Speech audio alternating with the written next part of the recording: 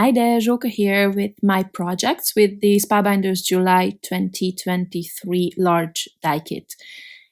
As you can see, it's all about Christmas this month. Actually, all kits are Christmas themed, so this is my first kit. You can see these are quite large dies. There's a stocking, there's a gingerbread man, and a bunch of foliage, flowers. Yeah, and that's what we're gonna fill the little stocking with. There's also a gnome, which at this point I wasn't quite sure about yet, but that's what I figured that die was. So yeah, there's a bunch of ways you can do this, and also obviously you can combine this with all your dies that you already have. Then there's also a beautiful 3D embossing folder this month, again Christmas themed, and I'm going to be using it in this video and also in the small die kit video as well, because it's just so perfect. So yeah, I don't know about you, I'm not so this is probably the first time I'm not ready for Christmas in July yet. So here what I'm showing is that there are two different berry type dies, and I'm going to use the ones that have this little hole in them for berries, and the other one that only has a little slit on the side, I'm going to use that to decorate the gingerbread man. You will see that later. However, I think you can use those as berries as well. I die cut these from a variety of pinks, reds, and then I'm trying to mix them up a little and then adding them. Very easy to put those branches together. Now this one, I don't know if I actually did it right. I think I mostly did. Some of the stripes might be a little bit off, but I think in the end it looks okay. And then I did two. One, they are both red and white, but you can see that on one of them the background is red, the other one is white. Now this one is one of my favorite Christmas collections from my mind's eye. It's pretty old, and as you can see I have hardly anything left, unfortunately, but I love the fun colors, and so I chose some pattern papers for my stocking, but that's all I'm gonna be using pattern paper for this month, because I was kind of in a rush. Actually, I am going to be in a rush this month. I don't even know how I'm gonna manage everything, because in August we are typically on holiday, and so I have to work ahead. But I hope I can still give you some inspiration with the kits at least, and then we'll see about the collections this month.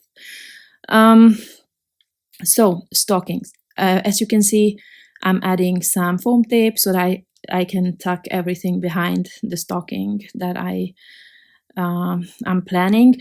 Actually, I'm only going to add this gnome and some foliage, but not the gingerbread man.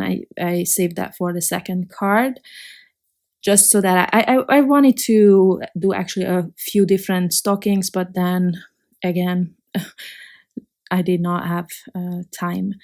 So you can see this gnome is super cute and super easy to put together. As always, I'm also adding a layer of heavyweight white cardstock to most of the die cuts, even if I don't mention it sometimes. Now, this is again something I do. You don't have to do it. I like to kind of stretch that embossed panel with this glue. This is quite thick, so it helps with the warping. I know some of you suggested that I use, instead of water, I use baby wipes, but I keep forgetting to buy them, and I don't have any baby anymore, so I don't have baby wipes at home, so I keep forgetting to try that technique. Okay, so I left a little bit of frame around my embossed panel. I like to have that white frame on my cards. And by the way, these cards are 5 by 7 inches, which is mostly what I do lately. And so you can, as a reference, you can see the size of that stocking. You could make this work on an A2 card as well, but I like to kind of make this image bigger, you know. And then I'm trying to see where I place everything, and then I glue everything down one by one, and then readjust everything as I go. And I will have to, for this part, I'm using liquid glue, as you can see, but I will have to add some foam tape to the gnome. And in fact, I will have to add 2 layers because the stocking already has 1 layer and I want my gnome to be on top of that stocking. I just noticed here that 1 layer is just not gonna cut it because it looked weird. So I corrected that. And then I'm using this, actually I'm not sure, I think this one is in the small die kit as far as I remember, this sentiment, and I placed that in the gnome's hand. Then moving on to the next card, I decided to die cut a bunch of these cute gingerbread men, and as you can see, this is those berry type things that I mentioned earlier, so I'm using those for the eyes in white, like, you know, royal icing. And then all those little pieces are also the decoration, and it's very easy to place them because everything is embossed into the panel, so you can see what goes where. And once I'm adding all these trimmings, I am going to well, you don't have to, but you can see that they are a bit larger than the gingerbread men, so I'm just going to trim off the excess there. It doesn't look bad if you don't, but I just did those. And then for the buttons, I added colorful ones just to pull in the colors from the first card. For my background, I chose the beautiful forest cardstock that is still one of my favorites from Spellbinders. It just goes so well with everything. And I kind of wanted a dark background for these. And then there's also actually I was wrong. I think in the beginning I said there's florals in this kit. There are not, just foliage and branches. And then there's these 2 little ornaments. So I die cut a bunch of them in different colors. Again, same colors I used on the first card. And I'm filling up the little spaces where, you know, I could have originally I wanted to die cut more gingerbread men, but then I figured I can just fill up those empty spaces with little ornaments, and that way I can actually add more color to my card. You know that I love color. And so I'm actually preparing the card panel first, and then I will add it to the card front, because normally when I create a background pattern, I like to place my die cuts in a way that they kind of hang off the edges, and then I trim them just so that it looks like it was cut from a larger piece, if that makes sense. But that's why I'm preparing this panel. But then I realized that I'm not doing the same thing here, so I actually could have added the whole thing to my card front first. Would have been a bit easier, I think, especially because I'm using foam tape here, but it's okay. It works out in the end. And then I'm using, this is the sentiment that is in this kit, I believe, this Joy.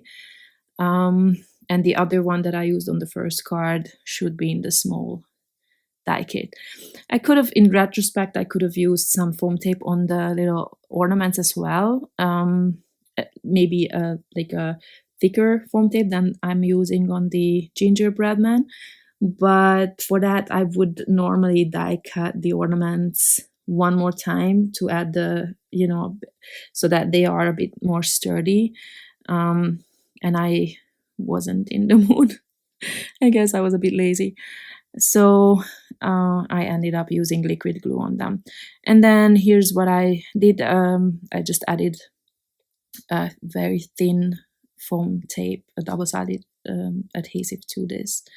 And then I thought it was not enough. It was not, I don't know. It was just not enough for me, or not ready. And so I added something that I always forget, honestly. Using my white gel pen, I just added a few little details here and there. And then it still felt like it's not busy enough. I like it busy. So I filled up that background with a lot of white dots. I don't know if I like it. First I thought I would, but I don't know in the end. But it's okay. You can decide. At least you see what it looks like with it and without it. So here are my 2 cards. I hope you like them. I hope I could inspire you. Please check out the other video as well that's on the channel today. Thank you very much for watching, and have a great summer. Goodbye.